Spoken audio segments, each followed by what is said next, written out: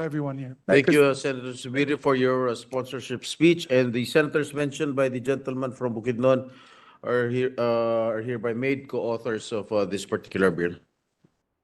Yes, Mr. President. Next to co-sponsor the measure is Senator Lauren Legarda. I move that she be recognized. Senator Legarda is recognized.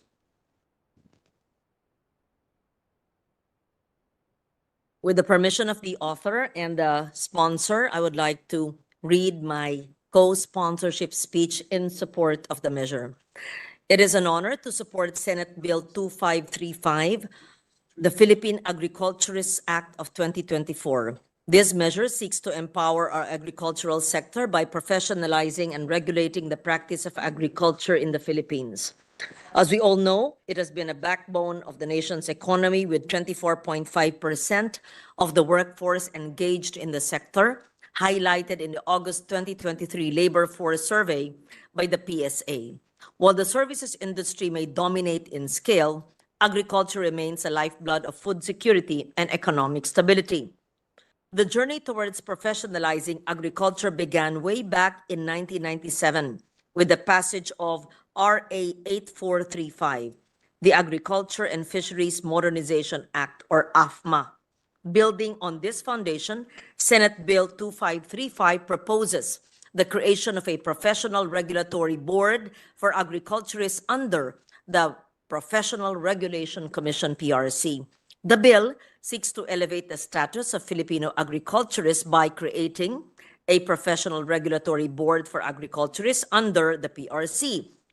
It establishes a framework for licensure, continuing professional development and ethical standards, ensuring that our agriculturists are competent, globally competitive, equipped to address the challenges of modern-day agriculture.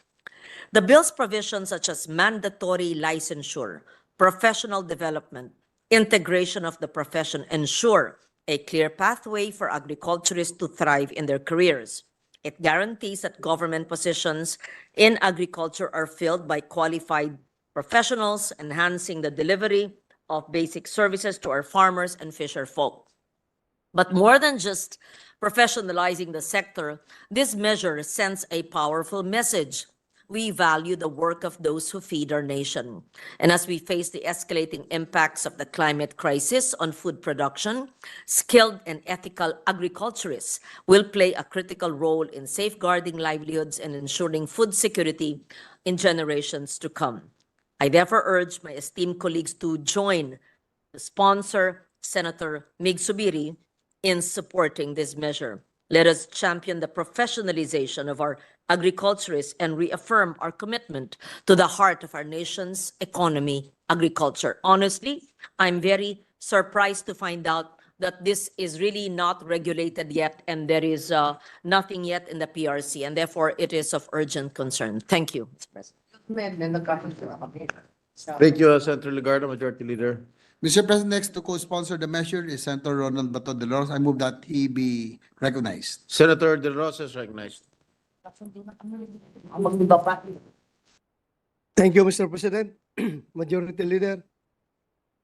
Mr. President, it is my honor to co-sponsor Senate Bill number 2906 under Committee Report number 435, regulating the practice of the agriculture profession in the Philippines, creating for the purpose a professional regulatory board for agriculturists and approving funds therefore. For a country such as ours that is still largely agricultural, it is only to be expected that the practice of profession of agriculture should be taken seriously. Sa lahat ng PRC-regulated professions,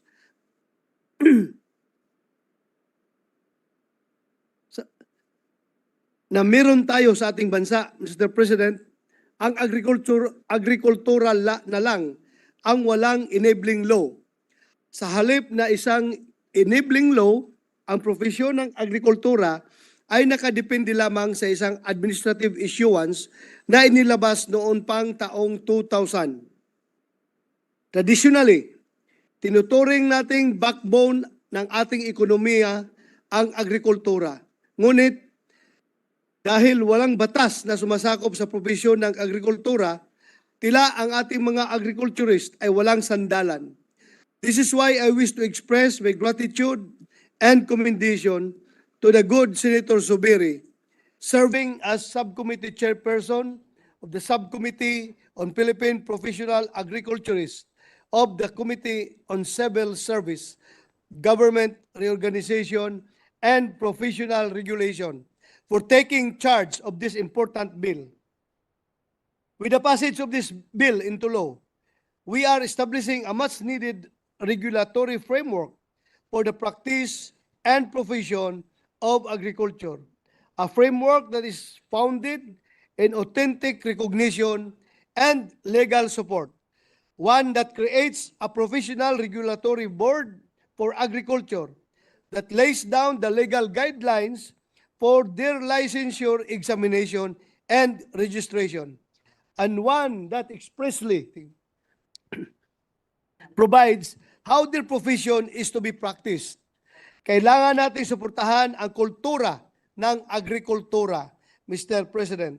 And in order to enrich the culture that is agriculture, we must begin with the human resources that are behind each professional practice. Alagaan natin ang ating mga agriculturists at ang mga kabataang nagnanais at nangangarap na maging agriculturist. By supporting the passage of this bill, Mr. President, we shall be providing agriculturists a solid source of legislative support, one that enables them to keep doing what they do best. With this, whenever we say that the Philippines is an agricultural country, we will no longer mean it just geographically, but also professionally. Maraming salamat, Mr. President. Thank you, Senator De La Rosa. Majority Leader. Mr. President, Senator Bong Revilla would like his co-sponsorship speech be for the Philippine Agriculturist Act and be inserted in the records. The sponsorship speech of Senator Bong Revilla is hereby inserted into the records. Mr. President, I move that we suspend consideration of Senate Bill number 2906. Senator Cynthia Villar, are you seeking the floor? All right.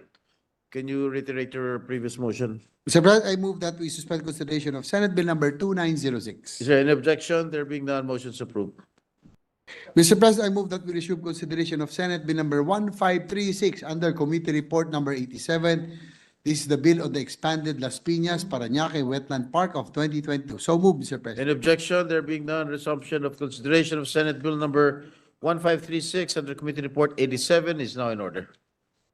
The parliamentary status of the bill is that we are in the period of interpellation, noting that Senate President Escudero and Senate President Pro Tempore will no longer be interpellating on the measure, and there being no other member who wishes to enter, I move to close the period of interpellation without prejudice to the members asking questions during the period of amendment. So move, Mr. President. Any objection? There being none, motion's approved. I move to open the period of amendment and to recognize Senator Cynthia Villar for her committee amendments. Hearing no objection, motion's approved. Senator Cynthia Villar is recognized for the committee amendments.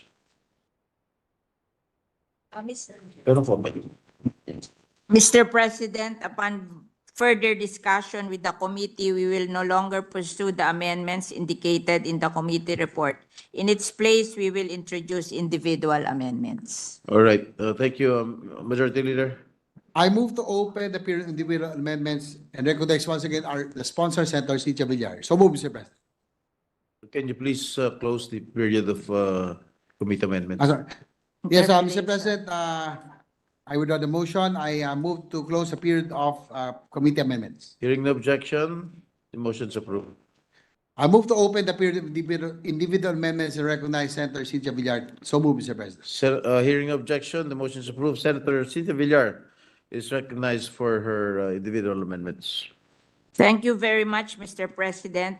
Mr. President, in accordance with Rule 29, Section 82, Paragraph 2 of the Rules of the Senate, and with the consent of the body, this representation seeks to amend by substitution Senate Bill number 1536 under Committee Report number 87.